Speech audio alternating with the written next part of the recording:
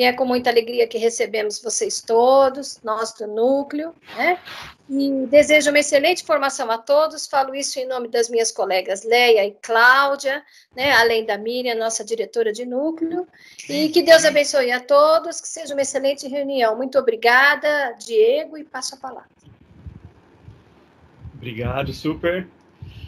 Agora passo a palavra também para a supervisora Marisa, que está substituindo a professora Vera em férias, então está como dirigente regional substituta. Por favor, super Marisa.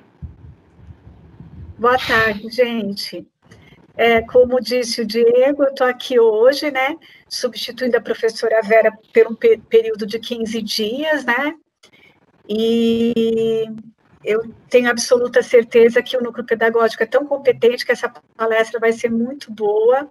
Já agradeci de antemão a professora Maria Ângela, que vai fazer essa palestra sobre ensino híbrido, e nesse momento, né, que nós estamos vivendo esse ano diferente, né, eu não costumo dizer que é um ano ruim, não.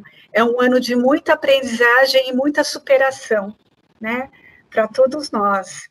Então, já quero agradecer a palestrante, agradecer essa equipe maravilhosa do Núcleo, e também falar um pouquinho com os coordenadores, né, tanto dos anos iniciais, como os finais e o médio, que eu sei que esse ano foi um ano de, como eu disse, de muita superação para vocês, né. Eu posso acompanhar o trabalho dos coordenadores de perto do meu setor, e eu vejo que esse ano foi um ano de muito trabalho, né? Bem trabalhoso, bem diferente, mas, como eu disse, também é um ano de muito aprendizado. Então, eu desejo uma boa palestra a todos, uma boa formação, que ela nos ajude, porque certamente o ano que vem, ainda que as aulas presenciais retornem, com certeza não vão retornar 100% presenciais como eram antes, então essa palestra certamente vai trazer muitas contribuições. Boa tarde para vocês e bom trabalho a todos. Obrigado, super Marisa.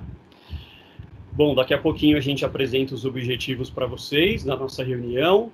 E hoje, como a super Marisa acabou de dizer, nós teremos uma participação muito especial da professora Maria Ângela de Aféria, uma parceria com a Editora do Brasil, e ela vem fazer uma apresentação para nós hoje sobre o ensino híbrido, né?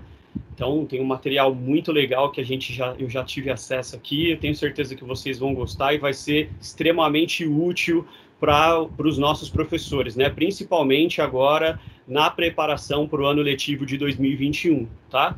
Lembrando que essa reunião, ela será gravada, ok? E a gente vai disponibilizar o vídeo dela no blog, como a gente comumente faz, tudo bem? Depois da apresentação da professora Maria Ângela, nós teremos aquele momento de sanar possíveis dúvidas que possam aparecer durante a fala. Depois nós temos um comunicado importante e o encerramento da nossa reunião. Então, seguindo aqui, meus amigos, o nosso objetivo principal de sempre, né, que é subsidiar o trabalho do professor coordenador, para que essa formação de hoje possa ser utilizada nas ATPCs da semana seguinte, né, nas ATPCs agora tanto dos anos iniciais, como também dos finais do ensino fundamental e do ensino médio, né, direitinho, cada um no seu modelinho, ok?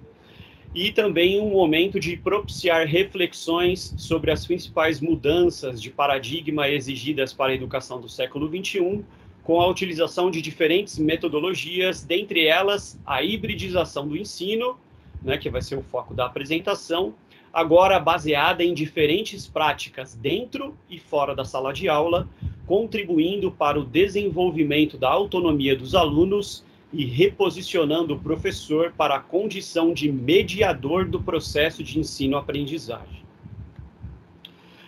Bom, nós já dissemos aqui, teremos essa participação muito importante aqui e já gostaria de deixar o nosso agradecimento antecipado à Editora do Brasil pela parceria, né? E a disponibilidade da professora Maria Ângela, que foi muito solícita conosco e preparou a agenda, organizou tudo bonitinho para que essa formação pudesse acontecer hoje. Então, o nosso muito obrigado à professora Maria Ângela, Editora do Brasil. E para nós conhecermos um pouquinho da professora que vai fazer essa palestra para nós hoje, um pouquinho do currículo dela, ela é mestre em educação pela Universidade Europeia del Atlântico, da Espanha. Gostaram do meu espanhol? Licenciada em pedagogia e pós-graduada em psicopedagogia com especialidade em linguística, distúrbios da aprendizagem e neuroeducação, e com uma experiência de mais de 25 anos de atuação em diferentes segmentos da educação básica e também no mercado editorial. Tem também aqui algumas das publicações: Língua Portuguesa do 2º ano do Ensino Fundamental, foi um material pedagógico editado no livro didático e adotado por 40 unidades escolares da Fundação Bradesco e diversas escolas da rede pública, participantes do projeto Todos pela Educação, a partir de 2017. Antologia, Aulas que são 10, um projeto de iniciação científica pela Fundação Bradesco, de 2008. E Práticas Pedagógicas Cuidando do Futuro, uma parceria com o Canal Futuro, em 2009. Então, gostaria de dar as boas-vindas à professora Maria Ângela e já gostaria de passar a palavra para que ela pudesse, então, iniciar a sua apresentação. Boa tarde, professora, seja bem-vinda e, mais uma vez, muito obrigado. Diego, posso só falar uma coisa antes, Maria? Claro, rapidamente, só para mencionar que a participação no chat só vai ser possível, né, para quem tiver logado com @professor, tá bom? Então, talvez haja muitas perguntas aí para a professora Maria Rossi, né? Então, é necessário que você tenha que sair e entrar como o @professor no Teams para poder participar. Continua, professora. E qualquer dúvida, pessoal, se não der para responder aqui, vocês mandem, ou mandem pelo Diego, ou eu deixo meu contato no final, que já está no final da apresentação, tá bom? E podem ficar à vontade para entrar em contato depois desse encontro, tá? Bom, e quem agradece agora sou eu, porque professor que é professor, como a gente gosta de estar no meio de professores, né? Eu atuo na área de educação, como eu coloquei ali, 23 anos em sala de aula, e depois disso eu estou há quase 10 dentro de uma editora. A gente não gosta de falar muito, senão a gente entrega a idade, né? Porque todo mundo aqui já percebeu que eu sou da época do mimeógrafo. Mas a gente gosta disso, dessa interação. Educação é essa troca mesmo, esse compartilhar, senão não tem graça, né? Fazer educação. A gente vai falar um pouquinho de ensino híbrido, mas como eu falei, ele não se encerra aqui. Trouxe para vocês, até antes de começar, antes de compartilhar, só para vocês entenderem, trouxe algumas possibilidades práticas, porque na teoria tem muita coisa na internet, tem muita coisa em todo lugar, mas a hora que a gente fecha a porta da sala de aula, a gente sabe que, né, ou está em casa tentando montar um planejamento híbrido, a gente sabe como as coisas funcionam e a teoria às vezes não se encaixa como a gente gostaria na prática, até porque é novo para a gente. O ensino híbrido não é novo, mas ele é novo para a maioria de nós, tá? Eu vou compartilhar a tela aqui.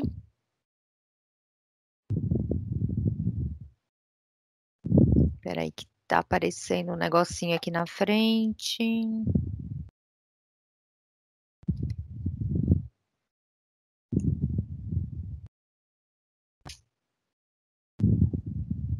Estão vendo?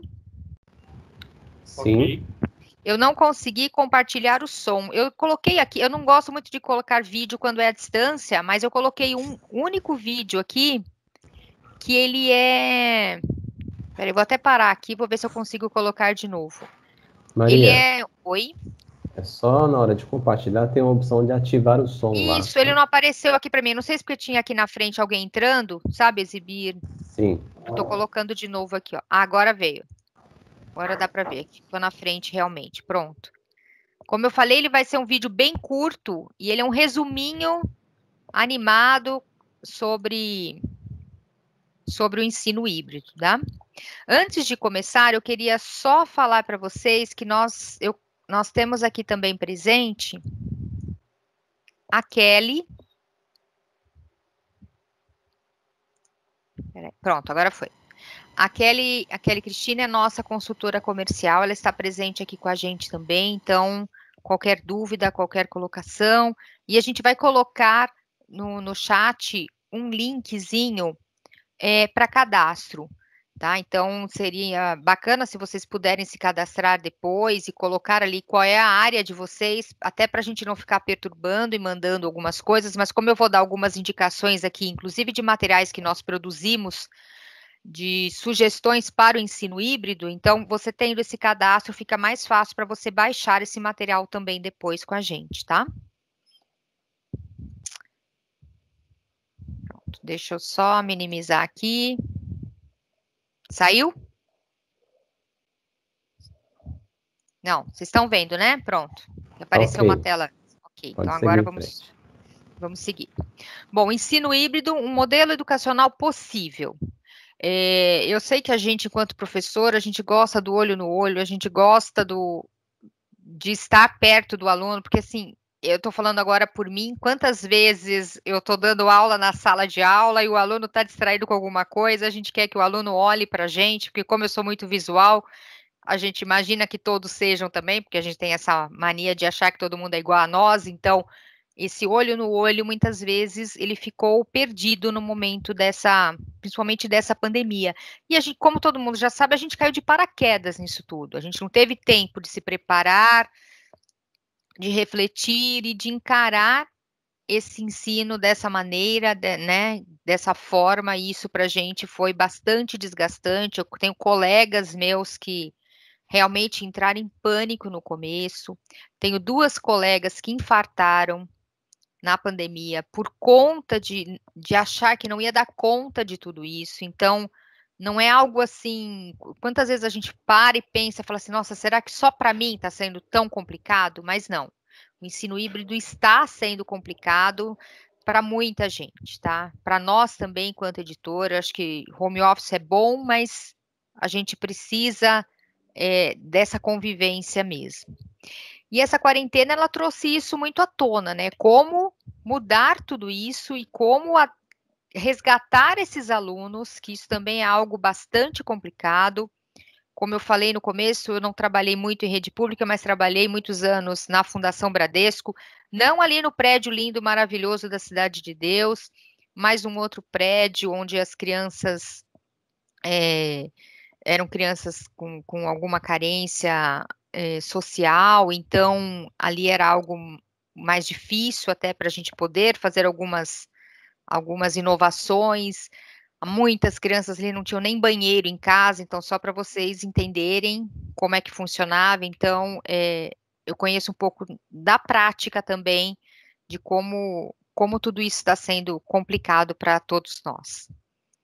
Bom, só para a gente parar para pensar um pouquinho nesse momento de reflexão. É uma mudança da cultura escolar, isso a gente não tem dúvida nenhuma, né? Antes as notas, as provas, as avaliações, elas eram de uma forma, e agora para a gente acompanhar essa aprendizagem, eu preciso fazer de outra forma. Eu andei observando e conversando muito com muitas escolas, para saber como elas estão fazendo esse momento de avaliação.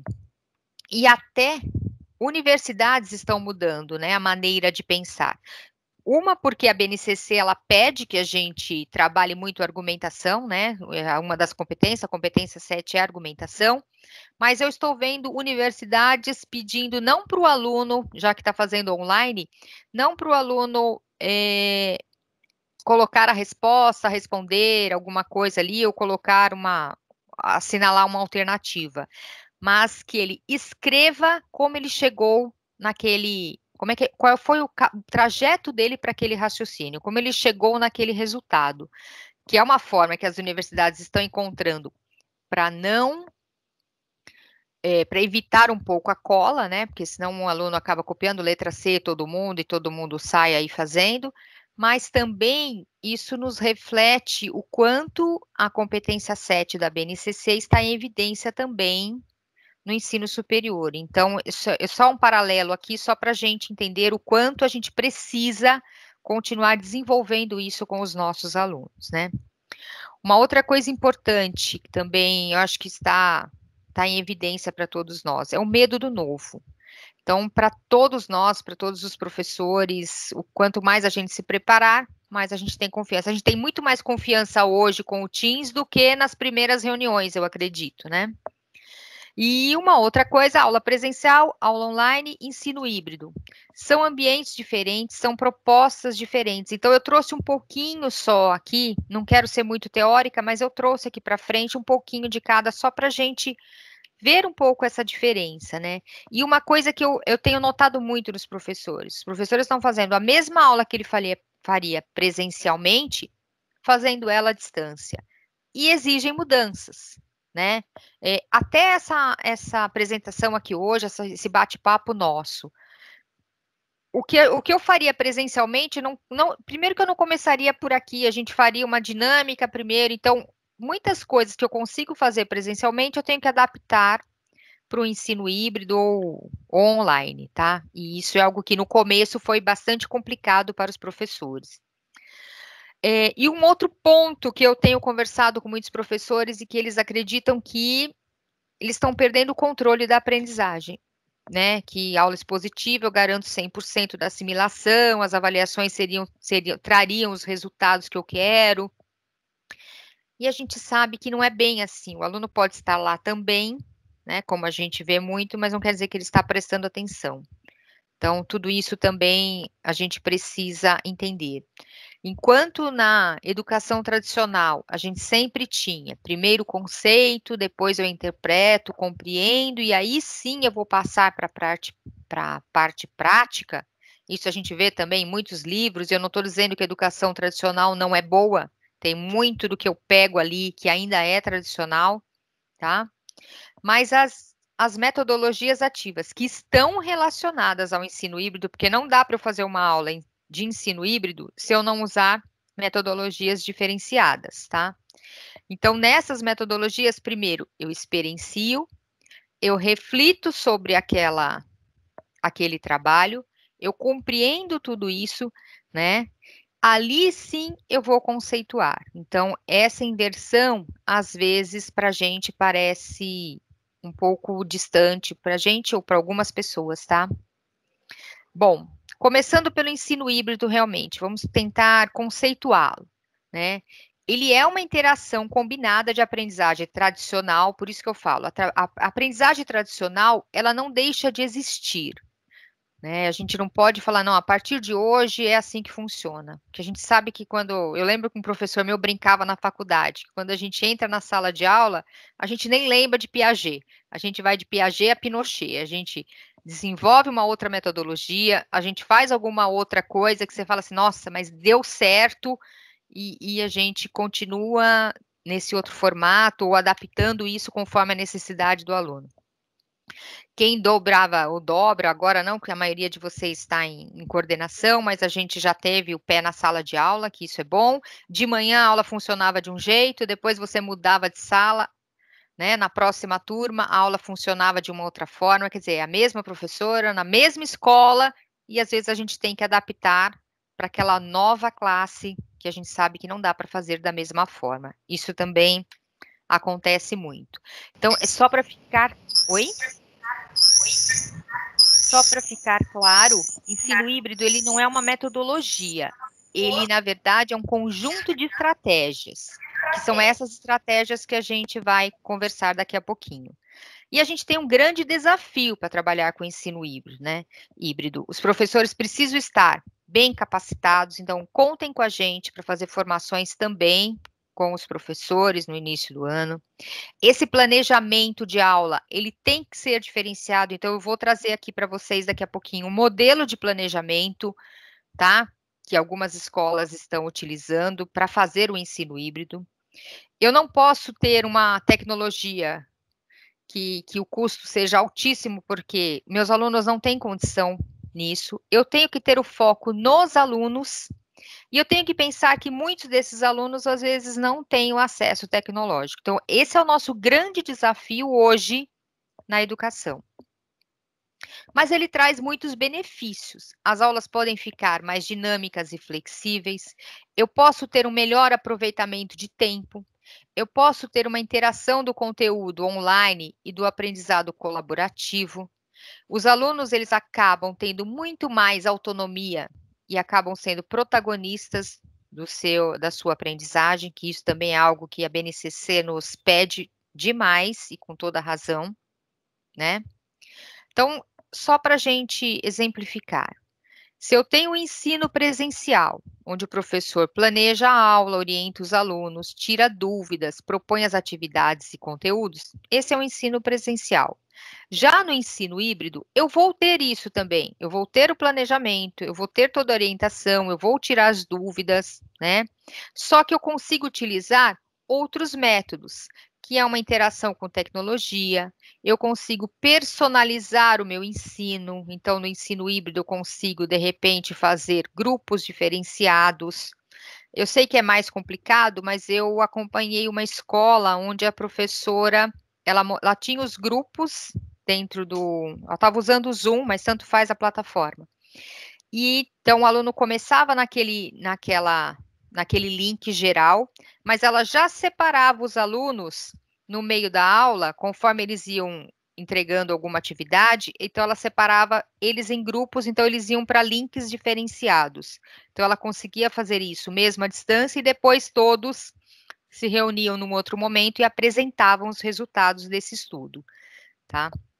Também é uma forma, porque eu tenho grupos menores e eu consigo, de uma certa forma, além de eu interagir nesses grupos, né, trazer esse aluno também para mais próximo, porque aí menos pessoas é muito mais fácil da gente tentar observar como esses alunos estão se desenvolvendo, tá? Outra coisa importante é que eu consigo repensar a organização da sala, que está, na verdade, atrelado ao que eu falei agora, e eu promovo essa interação, né? Às vezes interação até com outras turmas. Eu cheguei a ver também aí numa escola particular, mas eu gosto de trazer os exemplos, que não interessa a escola. Eu acho que os exemplos, eles precisam ser compartilhados, né? Até porque eu não faço distinção nenhuma. Uma coisa que eu não falei para vocês, mas que para mim é muito importante, eu devo muito à rede pública. Meu irmão, na verdade, eu tive bolsa de estudo em colégio particular quando eu era pequena. Mas tive bolsa, a gente não tinha condição nenhuma de pagar o ensino. O meu irmão estudou na rede pública, no Colégio Carlos Gomes, em Campinas. O ensino médio dele foi lá no Carlos Gomes, na Escola Estadual Carlos Gomes, e ele terminou o ensino médio lá, mas ele fez toda a educação básica em rede pública, tá? Eu só não lembro agora o nome das outras escolas. E o sonho da vida dele era ser médico, e ele sempre falava pra gente que ia ser médico, e a gente pensava, a gente não teve condição de pagar uma escola particular, imagina pagar um curso de medicina. Pois bem, hoje meu irmão é diretor de um hospital no Canadá, ele é médico formado pela Universidade de São José do Rio Preto. Então, isso prova que a educação da rede pública, na minha opinião, é tão ou melhor que muitas escolas da rede particular, tá? Eu sei que vocês estão gravando isso e eu tenho até medo de onde isso vai parar, mas a verdade é essa, então eu devo muito. Então, quando o Diego me agradeceu, eu falo, não, quem tem que agradecer, trazer alguma coisa de volta hoje sou eu, tá? E o ensino online, né, gente? Quando a gente fala de presencial online, as características principais também estão lá dentro, né? Por exemplo, agora a gente está fazendo uma apresentação online, certo? Bom, é difícil falar quando ninguém responde. Eu sei que não dá para responder, mas é que a gente fica aqui pensando se está tudo bem. Uma coisa importante para a gente pensar um pouquinho, né? Como é que eu potencializo esse ensino híbrido?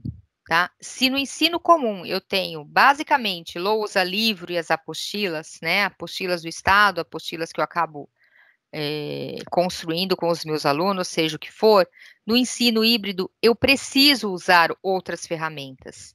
E o YouTube está aí, os meus alunos usam demais, meus alunos produzem conteúdo, né?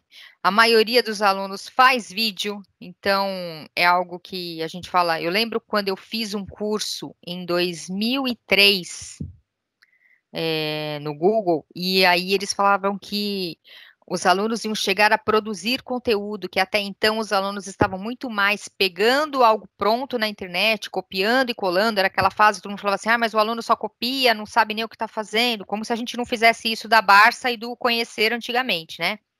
Que a Barça era quando o professor era muito exigente, a gente pegava todo o conteúdo da Barça. Quando o professor queria um trabalho mais objetivo, a gente pegava o conteúdo né, da conhecer, e era assim que funcionava a nossa vida. E eu lembro que o palestrante lá falou que os alunos iriam, num futuro muito próximo, começar a produzir conteúdos. Isso que eles fazem agora é produção de conteúdo. Talvez não com um viés pedagógico, mas eles já sabem, às vezes, muito mais que muitos de nós, eu falo isso por mim de novo, nessa produção de conteúdos no YouTube, ou seja, qualquer ferramenta que eles utilizam, né? Uma outra coisa, antes eu tinha o professor orador e como o Diego mesmo falou, a partir de agora nós temos que vestir a camisa e mostrar para os nossos professores que eles são professores facilitadores, né? Antes eu tinha grupos fixos, agora eu posso ter grupos dinâmicos, eu posso ter grupos das escolas daqui e de repente fazer alguma coisa com alunos de outros estados, até fora. Eu fiz uma vez um projeto, ajudei num projeto, fiz não, tá? Mas eu ajudei num projeto dentro da Fundação Bradesco que era exatamente isso.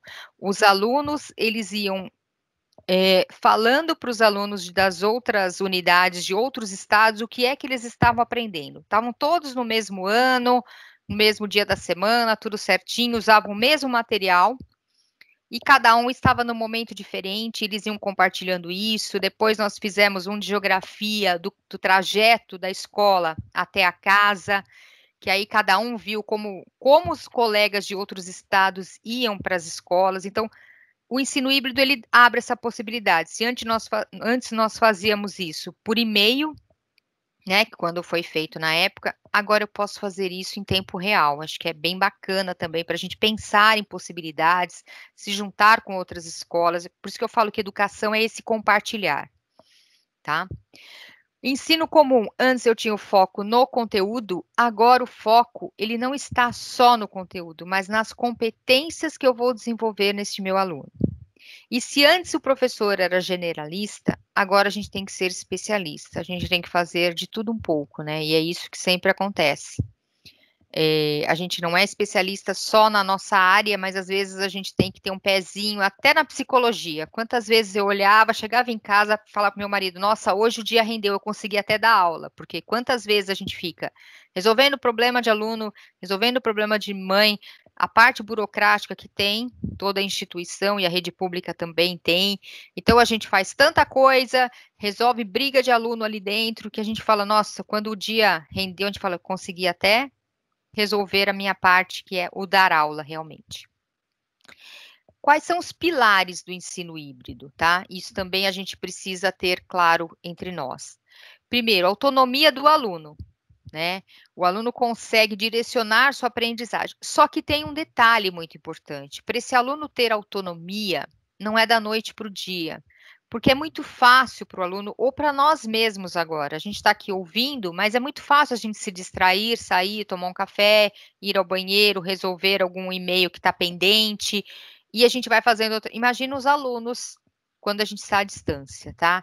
Então, para ele desenvolver autonomia, por isso que a gente precisa ter bons professores orientadores, né? Não estou dizendo que os professores não são bons, mas é bem diferente eu orientar o aluno à distância do que eu orientar o aluno em casa. Por isso que eu vou trazer a sugestão de planejamento. O que eu amarro aqui para quando chegar na escola o aluno faz e vice-versa. Uma outra coisa que eu preciso ter em mente, esse aprendizado, ele é personalizado sim, né? Mas eu tenho que ter essa tecnologia.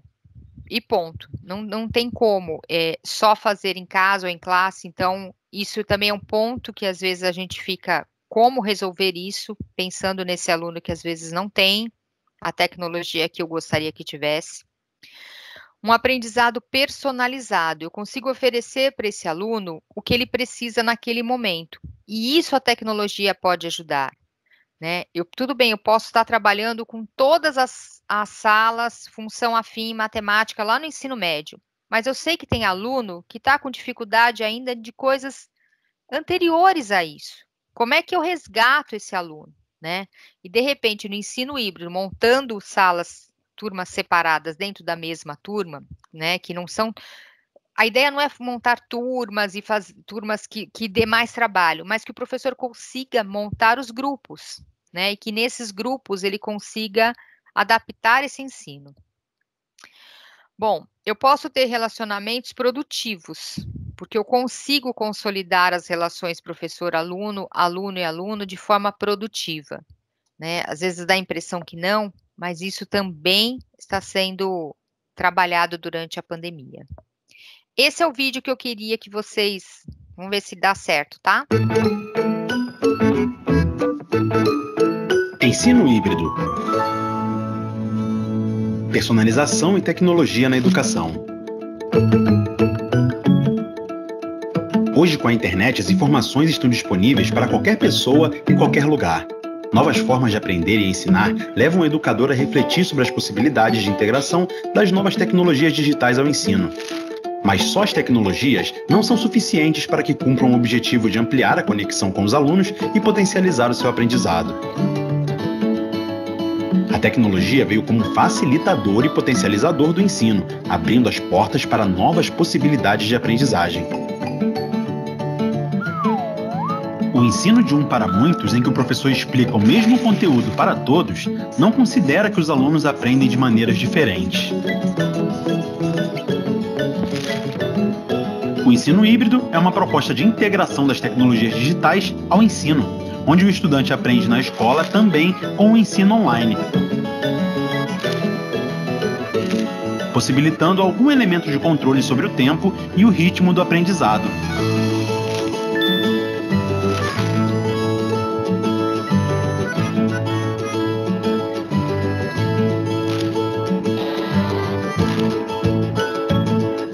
Esse modelo permite que o professor obtenha informações individualizadas sobre o desempenho dos alunos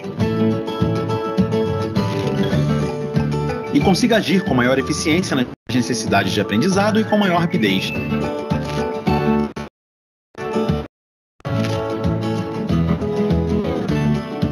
Nesse modelo de ensino, é possível o uso de recursos que auxiliam o professor a elaborar diferentes estratégias, de acordo com as necessidades de seus alunos, favorecendo a personalização do ensino.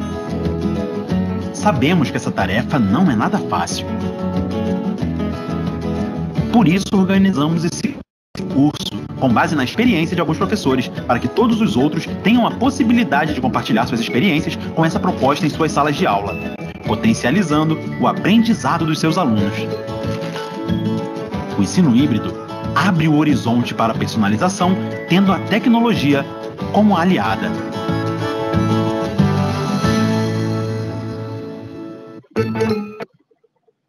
Bom, antes da gente dar continuidade, eu queria só passar aqui para vocês o seguinte. Pensando em ensino híbrido, pensando em algo novo também, que para nós não é tão fácil assim, nós montamos diversos e-books com situações práticas para se trabalhar o ensino híbrido. Então, na verdade, são propostas. Vou até colocar aqui para vocês, ó. São propostas, eu peguei um exemplo aqui, por exemplo, portfólio usando o Book Creator. De repente você fala assim, nossa, eu nem sei o que é isso, mas ele está de graça, está disponível na internet. E nós tentamos pegar aplicativos que são de fácil acesso, porque também não adianta pegar aplicativos que estão todos em inglês, que estão todos, às vezes, num outro formato que a gente não consegue trabalhar com os nossos alunos isso, tá? Então, isso estão em livrinhos que vocês podem baixar gratuitamente, por isso que é importante, faz o cadastro na editora, a gente vai mandar o link daqui a pouco desses livros, e tem outros materiais também, mas eu acho que, como a gente está falando de ensino híbrido, nós temos cerca de 10 livros relacionados ao tema. Alguns, eles são divididos por área do conhecimento, então fica mais fácil também você explorar. Outros não. Tem um inicial para quem está começando isso, então acho que é bacana também dar uma olhadinha, tá? E mesmo aqueles que não estão divididos por área do conhecimento, mas eles acabam incluindo várias áreas, que também é algo que é bastante relevante, né? Porque já que a gente está trabalhando também, de qualquer forma, integrando as áreas do conhecimento, vem aí o novo ensino médio que não deixa a gente escapar dessa também, então eu acho que aqui é um exemplo bacana para a gente poder utilizar com os alunos, tá? E eles estão bem simples, tá, gente? Por isso que eu peguei um exemplo aqui só para você entender. Ele mostra o que é, depois ele dá uma sugestão de atividade. tá? Não é nada complicado ou só a teoria, porque senão também não funciona para a gente enquanto coordenador, para poder passar para os nossos professores. Bom, uma outra coisa importante quando a gente pensa aqui no ensino híbrido, tá? Se eu tenho um ensino híbrido, que ele eu sei que esse slide é parecido com o anterior, a diferença é que aqui eu vou colocar as situações de ensino híbrido. O que eu posso utilizar com os meus alunos, e eu trouxe alguns exemplos aqui dentro, tá? Então, eu posso fazer uma rotação por estação, desculpa, né? O laboratório rotacional, rotação individual, que as três são muito semelhantes, mas eu trouxe aqui um exemplo para a gente poder entender. Sala de aula invertida, que também é uma proposta bacana. Eu vi uma escola fazendo o seguinte para a sala de aula invertida, porque eu posso, de repente, pedir para um aluno, e assim, a gente está falando agora do mundo ideal, não do mundo real, tá? Eu peço para o aluno ler determinado texto que está no livro para depois eu trabalhar em sala de aula. Esse é o jeito mais comum da sala de aula invertida. Aí eu tenho uma sala lá de 40 alunos, eu tenho 3 que leram, os outros não. Então, quer dizer, a ideia é muito boa, mas na prática, às vezes isso não funciona, né? Eu vi uma escola fazendo exatamente o contrário. Ela pegou isso antes da pandemia, tá, gente? Ela pegou algum tema que não estava nem no livro, mas estava em evidência ali para os alunos, que foi na época lá da cidade de Mariana, em Minas Gerais, né? Com toda aquela situação. E eles começaram a pensar como é que estariam, né? Já que então os alunos não teriam aula, né? Teve aluno que ainda até comentou, que sorte, não tem aula. Não pensando na tragédia, mas pensando no momento que eles estavam sem escola. E aí a professora colocou a seguinte questão para eles. Então tá, vamos pesquisar como é que estão esses alunos. Será que eles não têm aula mesmo ou têm? Então é algo que não estava no livro, é algo que eles queriam, e a maioria deles não achou isso fácil na internet. Não era aquele copia e cola e traz para mim no dia seguinte. Então, é algo complicado para eles pesquisarem, mas ao mesmo tempo é algo que traz um desafio, porque acho que também acontece muito isso.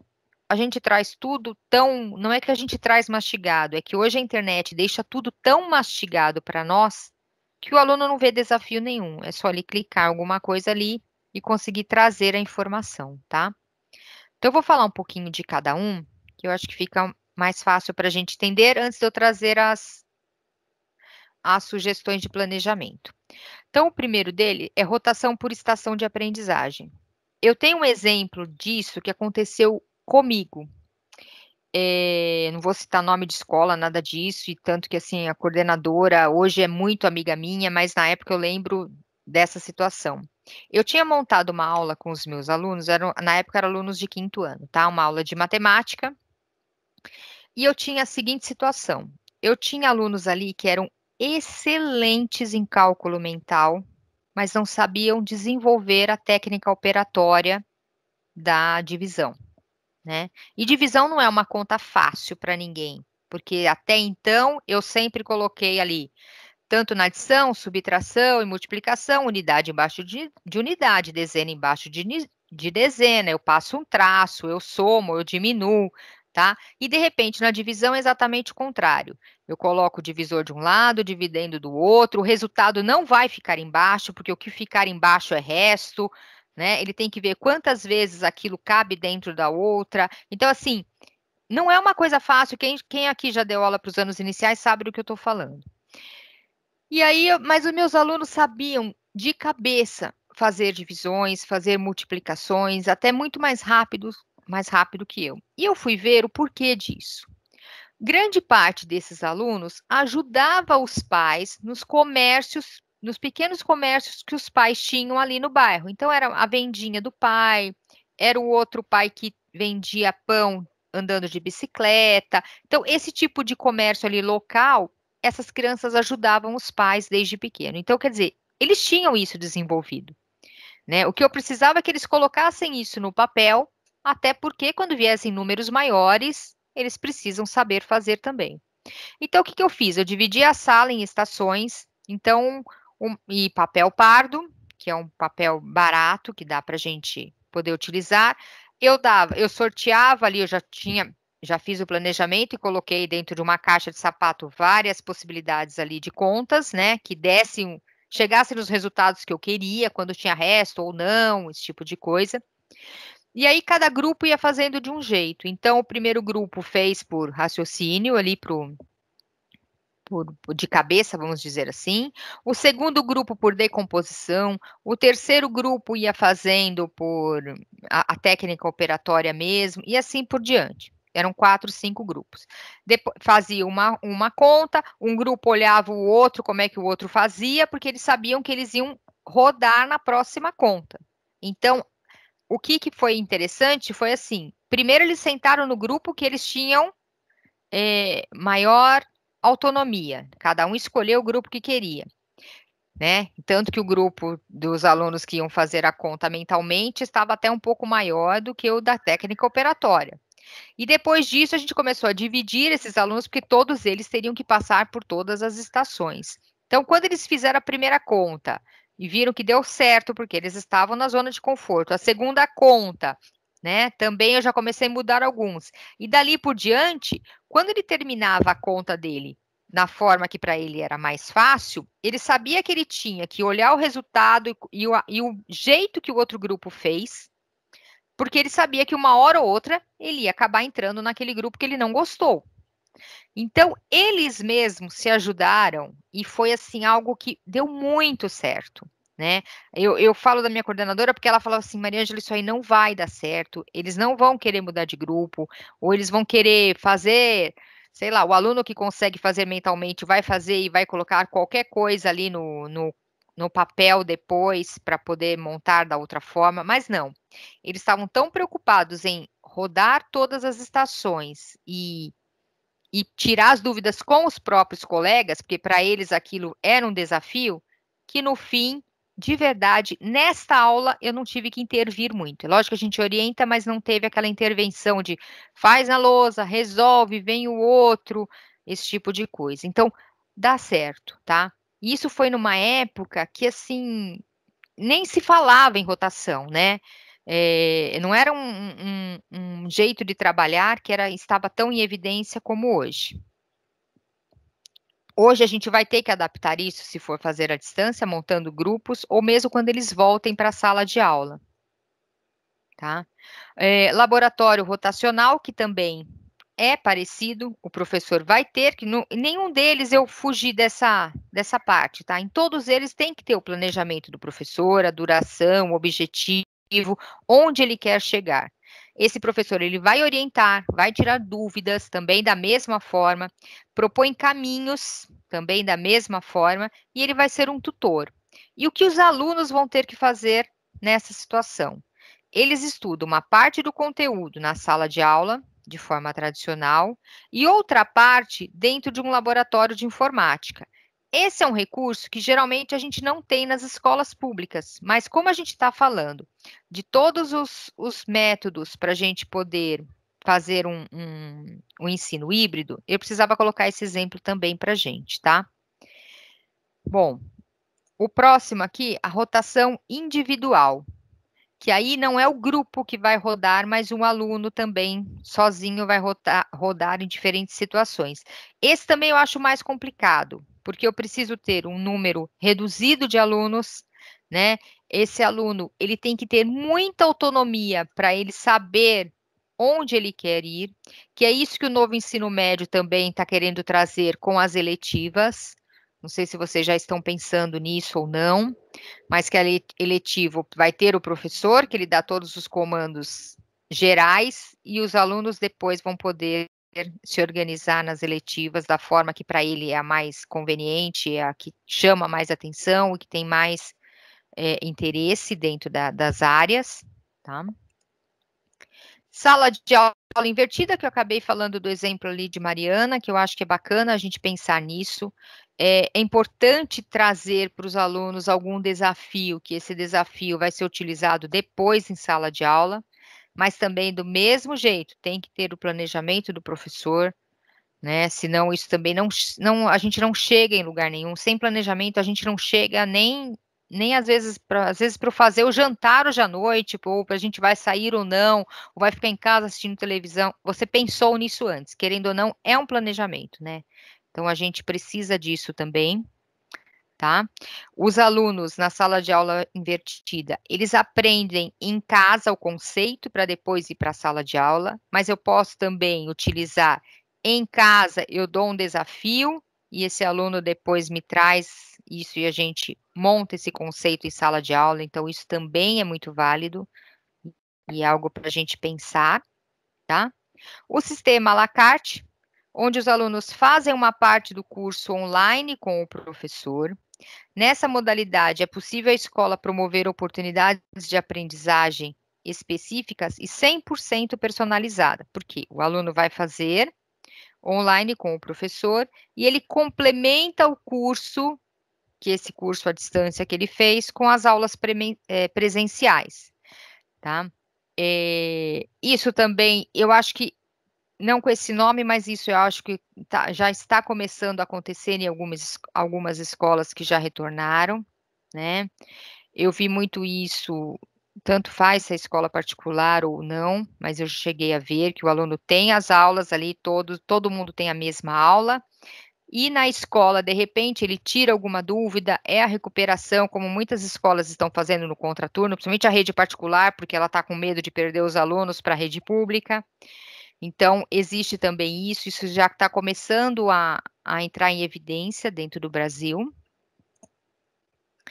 O virtual enriquecido. Os alunos fazem o curso 100% online com os professores online. Até aí, tudo bem. Os alunos frequentam as escolas para algumas sessões obrigatórias de aprendizagem presencial com o professor. É bem parecido com o anterior. Aqui ele tem que vir, ele não tem a opção de escolha, se ele quer ou não participar. Eu acredito que isso vai funcionar muito para o próximo ano, tá?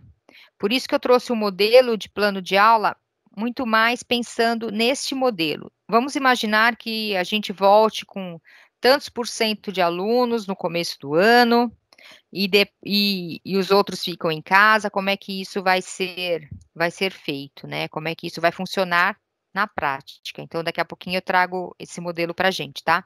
E eu trouxe em forma de planejamento mesmo, tá, gente? Só uma sugestão, mas eu já trouxe ele montadinho.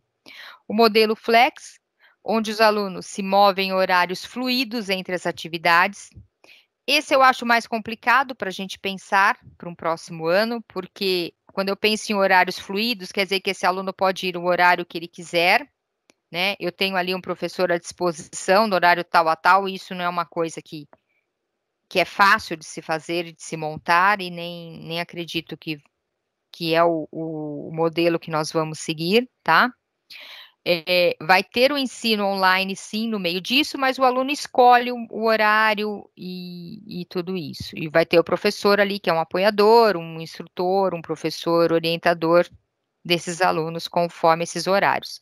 A não ser que esse horário fluido, a gente transforme ele em horários específicos. Então, tal dia são os alunos pares, tal dia alunos ímpares ou algo semelhante para poder dividir também os alunos e não criar a aglomeração, tá? Mas pensando em tudo isso que a gente falou até agora, de todos os modelos, eu continuo com aquele meu pensamento de que na sala de aula e na nossa escola, por mais que a gente tenha e a gente vai seguir todos os protocolos e tudo que vier, Secretaria de Educação e assim por diante, mas existem algo que vai ser um pouco flexível para nós, né? A gente vai ter que pensar no melhor modelo para aquele aluno também, tá? Isso vai ocorrer também. Porque se eu estou querendo o ensino do século XXI, que é estimular e desenvolver competências, tem um erro aqui, tá? Agora que eu vi, socioemocionais não tem acento, e o corretor não viu e eu também não, então eu peço desculpas já de antemão.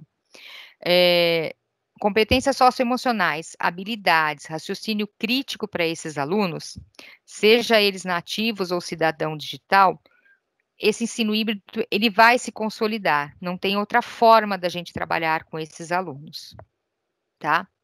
Aqui eu vou trazer os exemplos, vamos pensar um pouquinho, como é que eu posso personalizar, então, esse ensino, pensando nesse aluno do século XXI, tá? Eu trouxe uma sugestão de plano de aula, só para a gente ver que também não é algo simples de se montar. Então, pensando assim, se eu vou ter uma equipe que vai estar presencial e uma equipe em casa, vamos pensar assim, que a gente tem aqui alunos, que a turma, esses alunos foram divididos, tá? Então, metade da classe, ela está em casa, é a cor azul, por exemplo, e a outra cor, a cor laranja, tá? A outra turma presencial e a distância. Então, eu venho aqui, vamos supor que eu vou dar uma aula sobre ecossistema. Então, eu pego lá segunda-feira, e isso é para um professor que ele está todos os dias, que também não vai funcionar, tá, gente?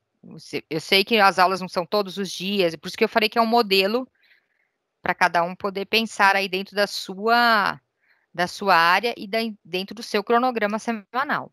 Então, eu tenho ali, pesquisar o que é ecossistema através da plataforma do sistema de ensino ou dos links. Então, essa turma está em casa e está fazendo isso. Ela tem que trazer. O que eu acho aconselhável, já que eu vou fazer uma pesquisa, porque pesquisar na plataforma, eu posso muito bem virar e falar assim, eu pesquisei, mas o que você aprendeu? Eu não sei o que você quer, então monta perguntas para esse aluno entender ali onde eu quero chegar com ele, tá? E não são perguntas onde ele acha as respostas fáceis, mas que ele tenha que pensar e assim, sua opinião, o que você faria, como você resolveria. Se eu quero esse aluno com autonomia, eu tenho que começar nessa autonomia desde já, e não como a gente via antigamente nos livros, né? Quem descobriu o Brasil? Aí no texto tinha. Já a questão já estava montada ali em cima no primeiro parágrafo e o aluno respondia quem descobriu o Brasil, e assim por diante, tá? A turma B, sondagem sobre o que é ecossistema, apresentação do que os alunos pesquisaram e descobriram a respeito, tá? Então ele volta com essa questão. E assim por diante. Eu vou deixar esse exemplo para vocês, por isso que eu deixei a apresentação com o Diego. Eu tenho um pouquinho de medo aí do nosso horário, tá? Até porque é uma sugestão e às vezes não é nem da área que vocês são especialistas, então não tem como a gente trazer tudo isso e nem montar várias sugestões, mas é só para a gente entender. Uma coisa que eu acho que é bacana, que a gente precisa pensar, se eu estou pensando no ensino híbrido e esses alunos vão ter diferentes, vamos pensar assim, diferentes atividades para fazer, se em casa ele faz uma coisa, na sala ele faz outra, ele precisa ter um calendário diferenciado também, tá? Esse calendário é do aluno. Então vamos imaginar que esse aluno ele saiba qual é o dia que ele vai para a escola, ele saiba qual é o dia que ele não vai, e quando ele vai, o que ele vai fazer na escola, e quando ele não vai, o que ele precisa fazer em casa.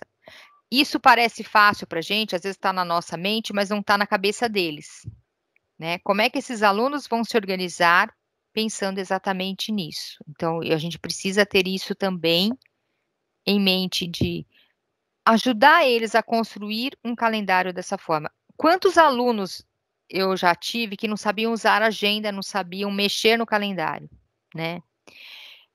Eu tive um caso que me assustou e depois eu vi que não era só ele, que tinham muitas crianças assim dessa forma, que era um aluno que acho que ele tinha 11, 12 anos, se eu não me engano. E eu vou até pegar o exemplo desse calendário, tá? Vamos imaginar que o mês aqui acabou numa quarta-feira. Então, o próximo mês, ele vai começar na quinta-feira. Ou mesmo aqui, ó. O mês começou na terça. Tudo começou assim, tá? Tinha um exemplo de uma situação problema de matemática. Era só para o aluno olhar ali dentro do calendário e calcular se ele estava lá marcado que ele tinha que tomar um remédio durante 10 dias, que dia que ia cair o último comprimido, era uma coisa assim, a situação problema. Só para interpretação de calendário. Esse aluno virou para mim e falou assim, professora, tem um erro aqui no livro, porque está falando que o mês, eu lembro que era outubro e ele começava aqui numa quinta-feira, mas só para a gente entender, tem coisa que a gente guarda na cabeça, né? Porque a gente se espanta. Ele falou assim, tem um erro no livro porque a semana começa no domingo, então o dia 1º tinha que ser no domingo. Quer dizer, para um aluno chegar e falar isso para a gente, é porque ele não parou para pensar que se o mês anterior acabou aqui na segunda, o próximo mês começa na terça, e que essa lacuna vai existir dentro do calendário. Se esse aluno tem esse tipo de dificuldade, é um aluno que provavelmente não sabe mexer num calendário. Então, ao mesmo tempo que eu posso levar uma sugestão de calendário para o aluno, para ele entender e se organizar, eu também posso estar ajudando alunos que estão com uma defasagem bem anterior a isso, que a gente nem tinha parado para pensar. Eu não sei se eu estou falando alguma coisa aqui que não faz sentido para vocês, mas eu vivi isso, né? E eu vivi não foi com um aluno pequeno. Então, é algo para a gente se preocupar também. Será que esse aluno, né, ele sabe até mexer no calendário? Aí o professor nosso vai falar assim, mas olha, isso não é função minha, isso aí era lá nos anos iniciais. Tudo bem, a gente não vai parar um dia para explicar como é que funciona um calendário. Mas esse calendário precisa ser usado na prática. Talvez esse aluno nunca teve a necessidade de usar no calendário na prática e agora ele vai ter. Então, também cabe a nós enquanto professores, tá? Bom, e eu tenho também um roteiro de estudo. Esse roteiro de estudo que eu montei aqui, um exemplo, por isso que eu estou falando, é um exemplo, gente, que talvez nem funcione, mas é um roteiro para o aluno. Se é aquele aluno que sabe mexer no calendário ou não, ele vai saber aqui que no dia tal, eu não pus dia porque é só um exemplo, o que ele vai precisar fazer em casa, e também acaba virando uma autoavaliação, porque ele tem que fazer e ele pode também pontuar aqui, se ele achou fácil, se ele achou que não, deu para fazer, mas não é tão fácil assim, ou se ele falou, nossa, foi muito difícil, eu não consegui fazer sozinho. Então, ele começa a ter uma organização dentro dos estudos dele, tá? O que ele vai fazer em casa e o que ele vai fazer na escola. Porque, de repente, eu tenho aquele aluno que olhou para o calendário e não conseguiu as bolinhas e não conseguiu entender nada, tá? Essa primeira parte aqui é a parte nossa, do nosso planejamento. E o aluno olhou aqui o calendário e também não conseguiu entender o que ele precisa fazer. Aqui, pelo menos, eu tenho discriminado o que é importante para ele fazer ou não. Certo? Bom, o que a gente precisa ter em mente é que a escola precisa utilizar diferentes estratégias. E, assim, diferentes estratégias que muitas delas já são utilizadas no ensino convencional e outras que talvez a gente nem parou para pensar. A gente tem muito aluno, como eu falei, que produz conteúdo. Será que eu não consigo passar alguns podcasts para esses alunos ouvirem também? Se eu tenho aluno que fica o dia inteiro com fone de ouvido, será que talvez para esse aluno seja mais fácil ouvir algum conteúdo e a gente pode também utilizar essa estratégia? E eu falo isso pela minha filha. Tenho duas filhas, uma que eu sei que para ela até escuta áudios de livros, e a outra, como eu, prefere o papel, né? Cada uma funciona de uma forma, tá? Os nossos alunos também. Estudos de caso, que agora no momento a gente não vai conseguir utilizar, mas também são estratégias que eu tenho que pensar mais para frente. Projetos, isso é algo que eu preciso ter muito claro. A BNCC, ela pede um trabalho interdisciplinar, cada vez mais em evidência.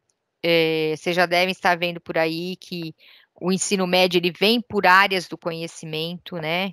Por mais que tenha a BNCC ali dividindo os componentes curriculares, mas muita coisa no novo ensino médio vai vir por área do conhecimento. Então, os projetos, eles vêm com uma força muito grande também em cima disso, e a gente precisa também ter isso dentro das nossas estratégias de sala de aula.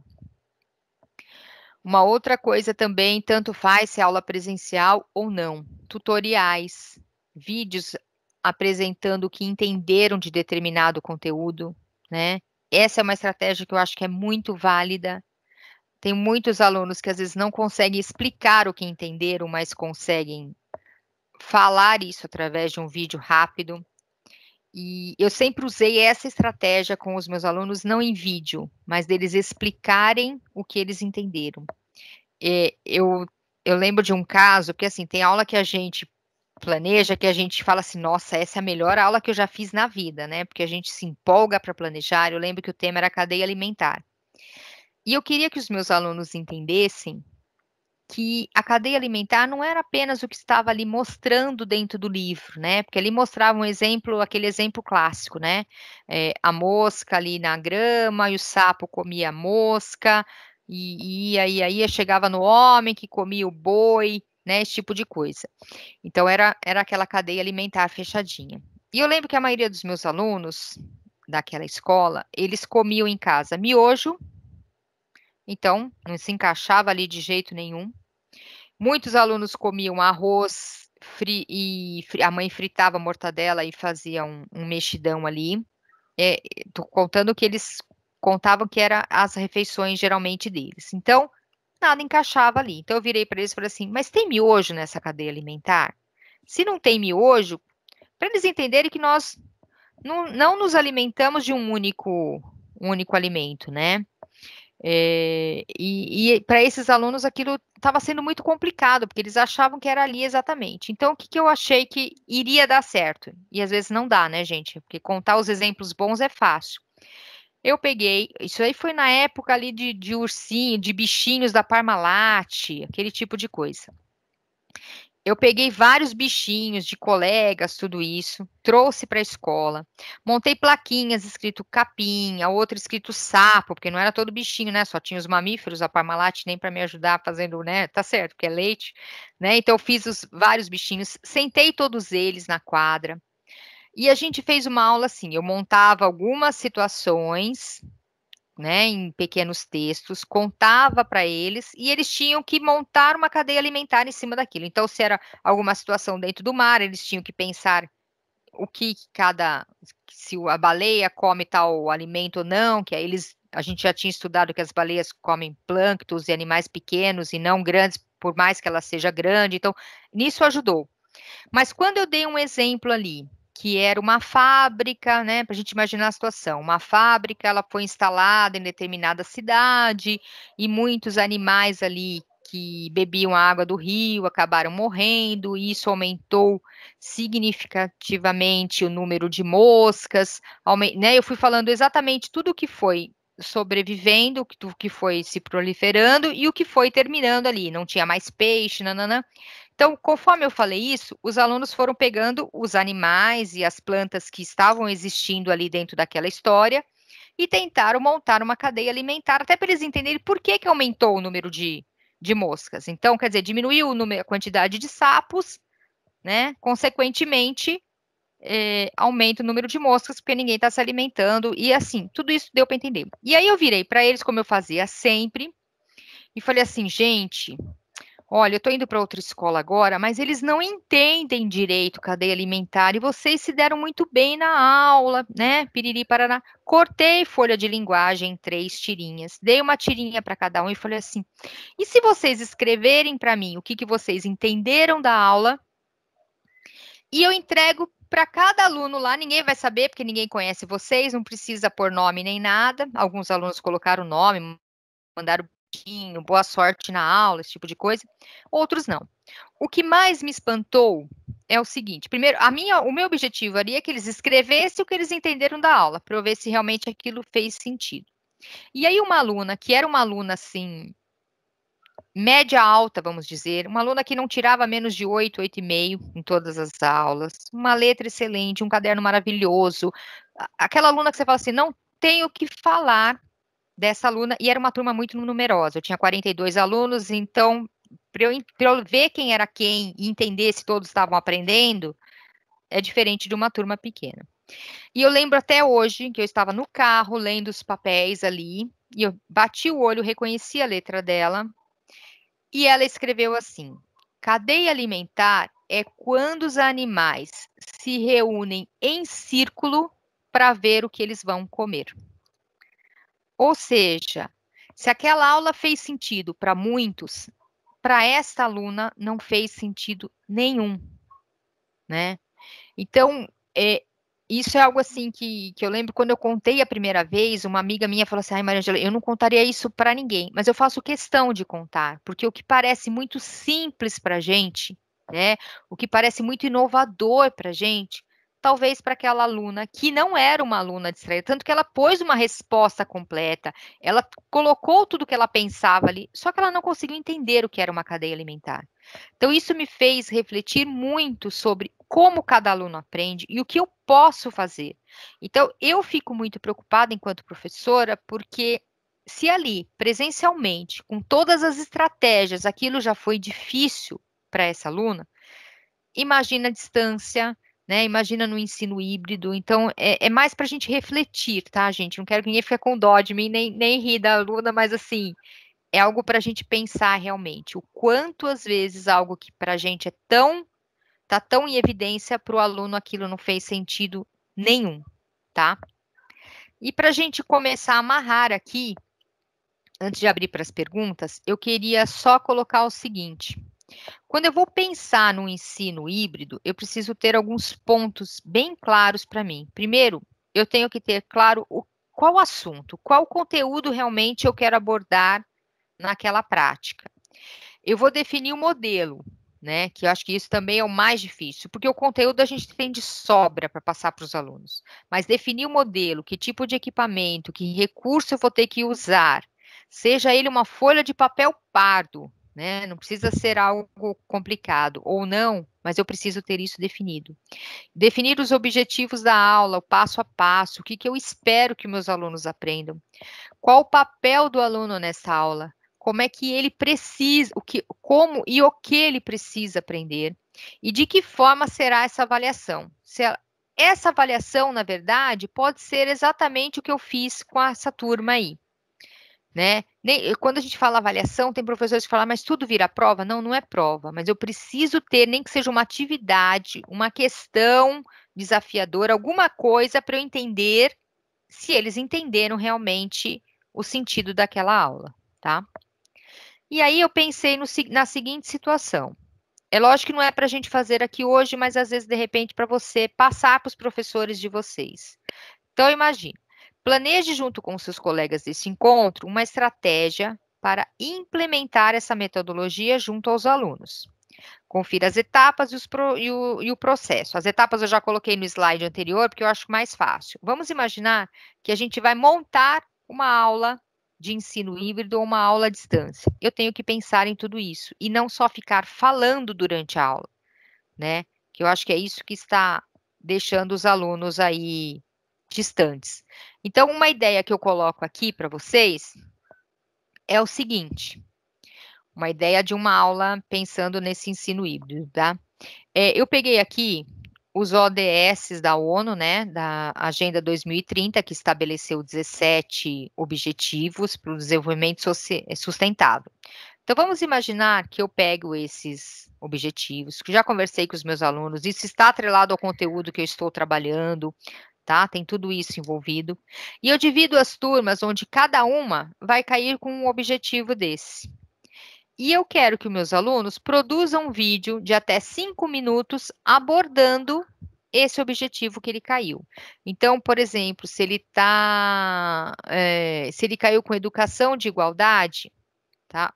Ele pode explicar o que para ele é uma educação de igualdade, ele pode, o que eu acho que é melhor do que explicar, mas trazer uma sugestão do que ele pode fazer enquanto aluno para que a escola tenha uma educação de qualidade, porque é muito fácil falar, o governo precisa construir mais escolas, o prefeito tal precisa fazer isso, o secretário de educação. Não, eu quero saber assim, o aluno enquanto aluno, o que ele pode fazer para colaborar com a escola dele, com o mundo dele, com o entorno dele, né?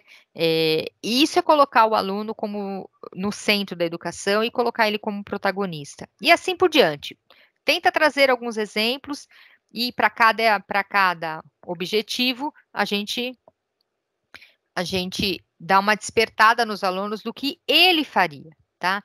Ou, de repente, o negócio ficou muito bom, então tá bom. Vamos produzir um vídeo explicando o que você faria. Numa próxima oportunidade, explicando o que você acha que o governo poderia fazer para ajudar. E assim por diante, aumentando esse leque aí de visão dos alunos também, tá?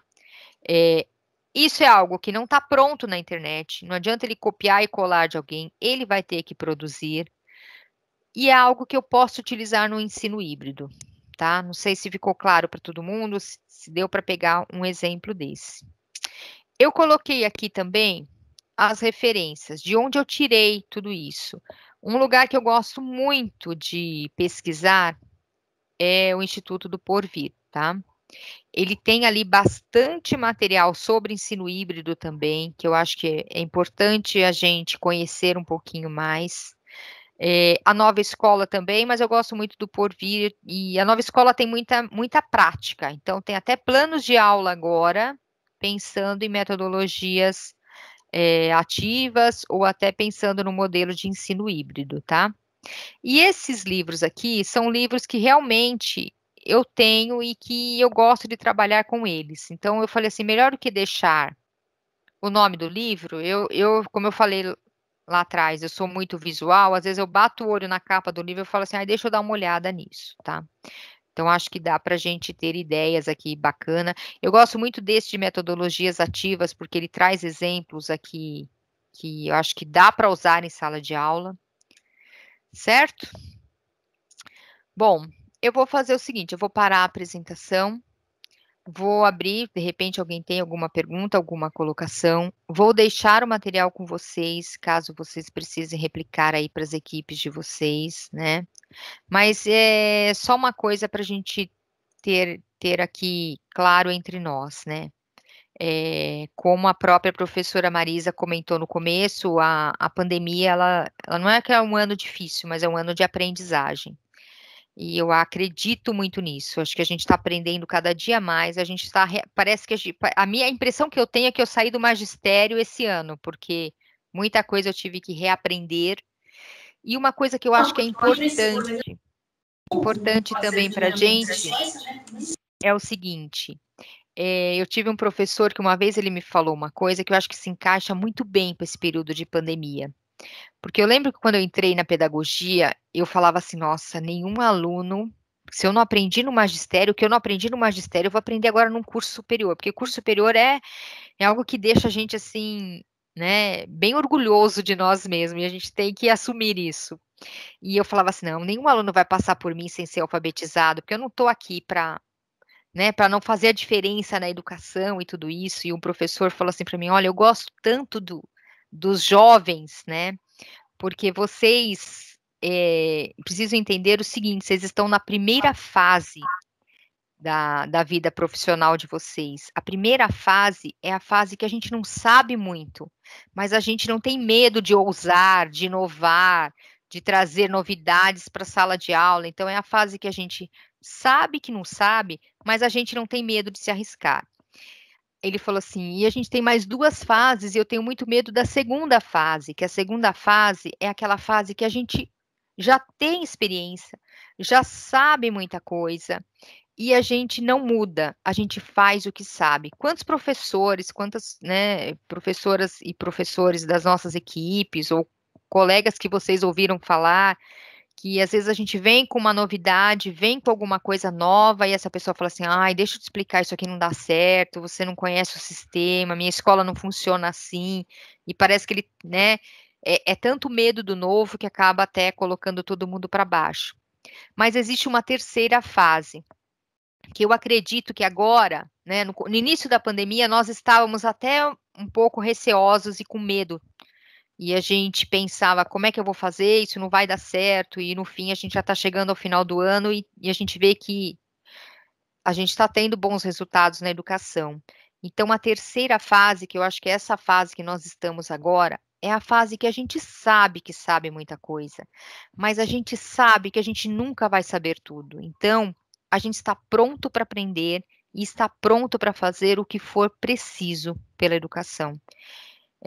Então, eu gostaria mais uma vez de agradecer a todos e agradecer principalmente né, a Editora do Brasil por estar aqui com a gente também, e a Rede Pública por tudo que eu falei, que eu conquistei, que minha família conquistou. Se a gente conquistou tudo isso, foi graças à Rede Pública. Então, acho que eu tenho um agradecimento muito grande a todos nós e a todos vocês, mesmo eu trabalhando muito pouco em rede pública, como eu comentei antes de iniciar a gravação, mas eu acredito na educação. E a educação não interessa que escola, onde é essa escola, como eu já fui também em escola lá no Maranhão, que a gente tinha que pegar trator para chegar na escola e eu pensar como é que essas crianças chegam e chegam melhores que a gente, né? Então, acho que isso também é muito gratificante para todos nós.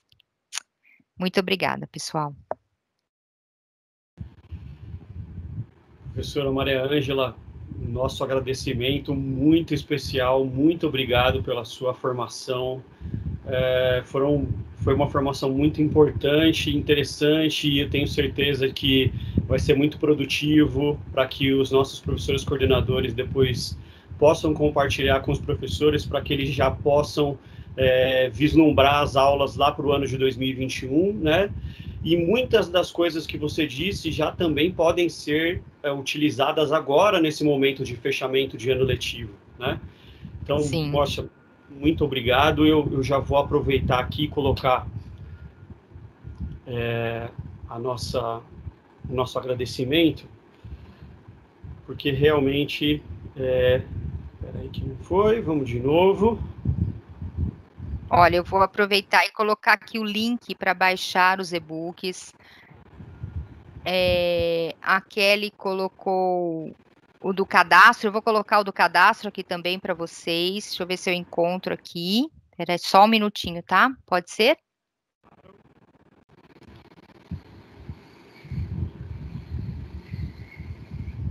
Porque aí vocês ficam com todo esse material também, que eu acho que é importante.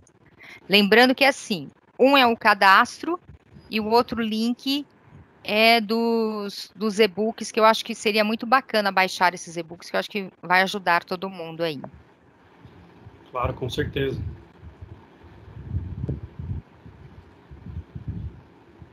Vamos ver se agora foi. Agora foi. Então, nosso agradecimento muito especial à Editora do Brasil por essa parceria.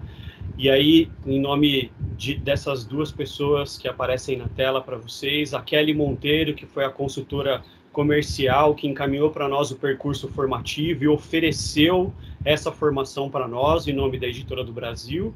E, lógico, a professora Maria Ângela, que esteve aqui conosco. Muito obrigado pela sua disponibilidade, por compartilhar conosco todo esse conhecimento, por trazer, principalmente, que eu achei extremamente importante, trazer exemplos práticos de como colocar o ensino híbrido na prática, né? Fazer ele acontecer de verdade. Isso, com toda certeza, vai auxiliar muito os nossos professores aí nessa tentativa de encontrar o melhor caminho para a educação nesse momento, né?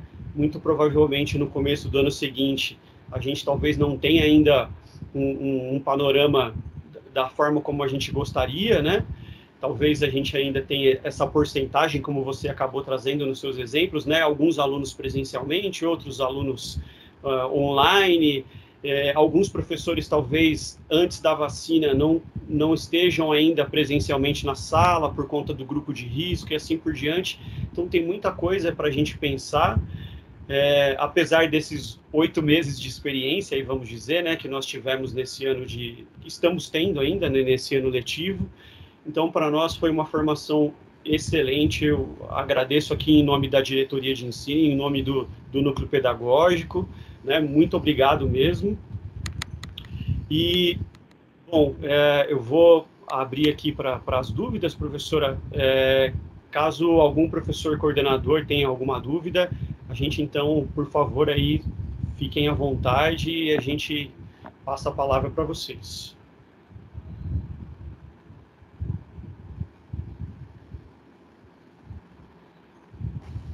Só pode utilizar aquele recurso de levantar a mão, tá bom? Fica no canto superior direito aí, clica, a gente vai verificar aqui quem foi que solicitou a palavra.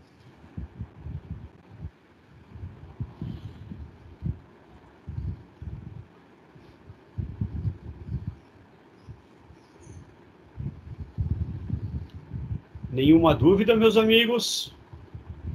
Tudo tranquilo? Professora Maria Rossi, não sei se você consegue acessar o chat, né? Mas tem muitos elogios lá da formação. O chat eu já estou olhando aqui. Eu que agradeço, gente, de coração. A gente fica honrada por poder participar, tá? Então, contem com a gente. que vocês precisarem, se precisar de uma formação depois também mais específica, ou até que a gente aborde o tema, ou outras possibilidades para os professores, fiquem à vontade de utilizar a apresentação também. Se na hora que for fazer a reunião com os professores, também quiser entrar em contato comigo, tá? No final da apresentação tá ali os meus contatos, então vocês fiquem sossegados. Se quiserem também o WhatsApp, alguma coisa que às vezes é mais fácil, sinal de fumaça, o que precisar. Às vezes a gente visualiza o WhatsApp, mas não responde na hora, porque a gente também está em alguma reunião, só olha e não consegue organizar tudo, mas não é por falta de vontade ou de educação, não. Tá Tem uma certo? perguntinha, professora. Pode falar, André. É uma dica, né, se houver, na verdade, quando você falou sobre aquela separação por grupo, que é uma possibilidade que é aberta, né, quando a gente passa para o ensino à distância, esse remoto. Sim. Então, no caso de a gente verificar uma necessidade de fazer esse agrupamento, tem alguma sugestão, né, ou dica? Eu vou falar como eu fiz. De repente, vocês acham um jeito melhor, tá? Conversei até com uma colega minha, ela falou que fez da mesma forma, mas acho bom a gente conversar, porque de repente alguém tem uma outra possibilidade. Na verdade, eu queria testar isso, só que como eu estou com professores, eu testei com os professores. Então, eu iniciei com todo mundo dentro do mesmo link. Na verdade, o que eu fiz? Para eu ter autonomia no link, eu enviei o link, né? Diferente daqui que eu fui convidada, certo? Então, eu enviei o link para as pessoas e eu já sabia também o número de pessoas que eu tinha. Fiz a primeira parte. Depois dessa primeira parte, eles tiveram 15 minutinhos ali para eles discutirem entre eles. Então, eu falei para eles, gente, eu vou sair e volto, mas eles estavam ali. Na verdade, enquanto eles estavam fazendo isso, eu fui montando à parte outras 3 reuniões. Eu sei que dá trabalho, mas foi o jeito que eu consegui. E dessas 3 reuniões, ali eram adultos. Então, eu falei para eles, olha, quem é de tal a tal que está aparecendo aqui, eu abri ali o número de participantes, porque eu não consegui mandar separado. Eu só abri e falei assim, ó, quem eu estou vendo aqui, dei um print desses participantes, até o nome tal vai entrar nesse link, aí eu colocava o link dentro do chat, eles entraram, e assim por diante. Uma amiga minha fez isso na escola dela, aqui em São Paulo, com os alunos do ensino médio, ela dá aula de língua portuguesa na rede pública aqui em São Paulo. Ela falou o seguinte, Maria Angela, eu enlouqueci. A gente tem que contar igual a cadeia alimentar que não deu certo, né? Ela falou assim, eu enlouqueci, na primeira não deu certo, porque eu pedia para os alunos entrarem. Muitos entraram no primeiro link que apareceu, 90%, e depois, né, não conseguia ver quais eram os próximos links. E ela falou assim, a segunda e a terceira vez deu mais certo, porque ela falou os nomes dos alunos e falou, vocês entram aqui. Porque ela tem, a turma dela, ela tem. O que ela falou que também ficou muito complicado para ela é que aumentou muito o número de alunos dela por conta da pandemia, alunos que migraram da rede particular para a rede pública. Então, ela queria ter um controle maior. Eu dei uma pesquisada outro dia na internet, mas eu também não dei continuidade a isso. Eu sei que a gente consegue fazer exatamente isso, mas você já direciona o link certo para cada pessoa. Ele nem fica sabendo dos outros links, tá? Eu vi até que tem um tutorial no YouTube, assim, como montar 4 reuniões ao mesmo tempo no Teams, sabe? Era alguma coisa assim que eu joguei na pesquisa e eu sei que tem. Mas, de verdade, eu não testei. Eu posso até dar uma tentada por aí, até e se eu tiver alguma novidade para contar para vocês, mas eu sei que dá para fazer assim, sem que um não entre no outro. Eu já entrei numa reunião que foi assim, que a pessoa, na verdade, ela falou assim, olha, agora vocês vão entrar no próximo link. Ninguém faz nada. E eu sei que, do jeito que ela fez, a gente entrava automaticamente. A gente saía dali e já ia para outra reunião. A gente não precisava sair, né? Tentar se deslocar. Então, eu vou ver se eu descubro para vocês como é que essa pessoa fez. Quem sabe ajuda também, tá? Ó, alguém está falando aqui que a Simone fez isso no Meet. Na verdade, eu estava mais preocupado, assim, por exemplo, como você faz a gestão disso, né? uma vez que você separou em grupos e você sendo um só, a questão mais da gestão mesmo. Não, mas aí você faz igual sala de aula. Isso dá certo, porque aí você passa pelos grupos, porque você tem autonomia para entrar em qualquer horário nos grupos. Até a minha amiga, quando usou, falou assim: olha, Maria Angela, isso me ajudou muito, porque eu vi que tinha um grupo que estava todo mundo em silêncio, ou seja, estava todo mundo conectado, mas ninguém estava ali.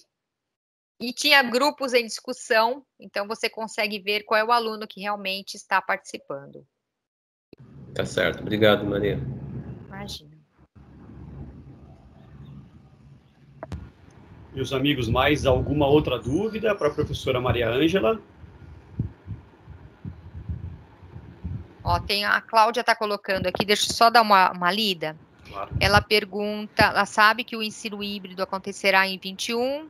Já existem políticas públicas voltadas para a formação de professores?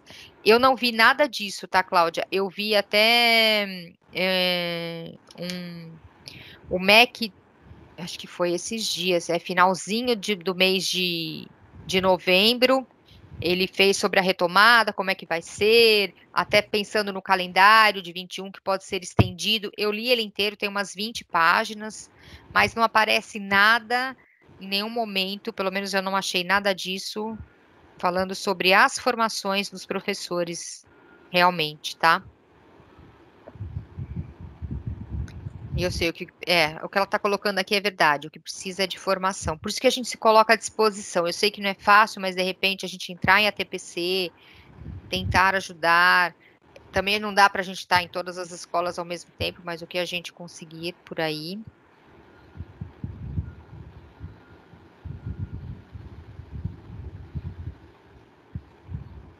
Acho que eu respondi a pergunta dela. Eu estou vendo uma questão que a Daniele colocou aqui, da PC Adriana Fracola. Adri, agora vou pedir, por gentileza, para a gente se ater às perguntas relacionadas ao tema que foi abordado pela professora Maria Ângela, e depois, por favor, peço para que você entre em contato com o PCNP que acompanha a sua escola ou o supervisor para essas questões, tá bom?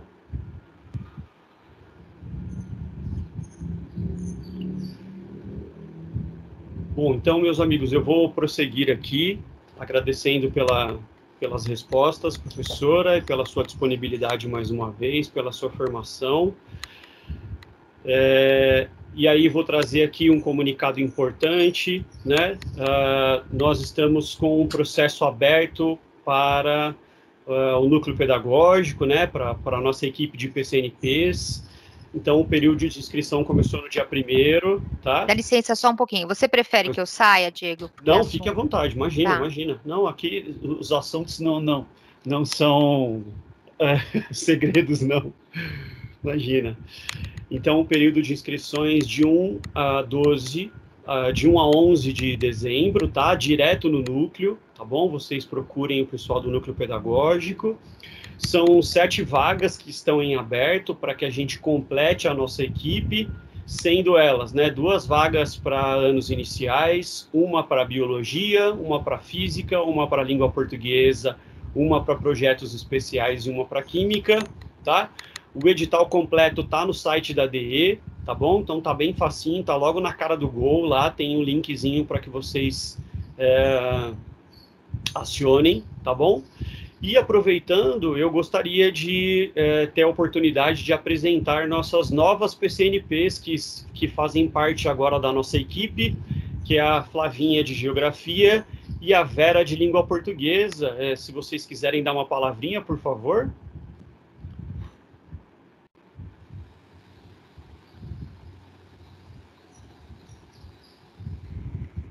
Achou, Vera? Pois não? Pode ser eu? Claro. Boa tarde a todos. Conheço boa parte dos PCs, né? Já fui professora coordenadora durante algum tempo aqui da Guarulhos Norte. E agora eu estou fazendo parte da equipe como PCNP de Geografia. Estou à disposição de todos vocês. Passo a palavra agora para a Vera.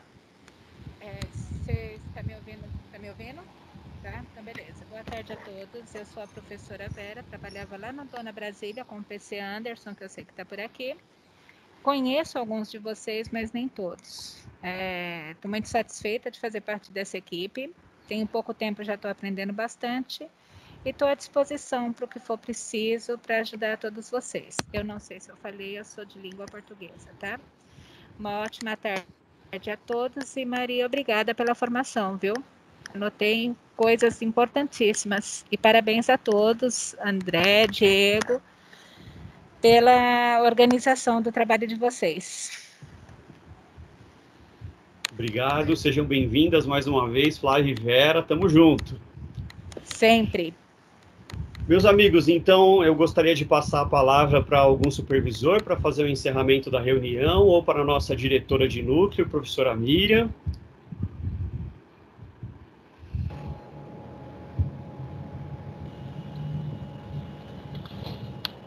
Oi, Diego. Oi? Pode falar, Leia. Depois eu continuo. Boa tarde.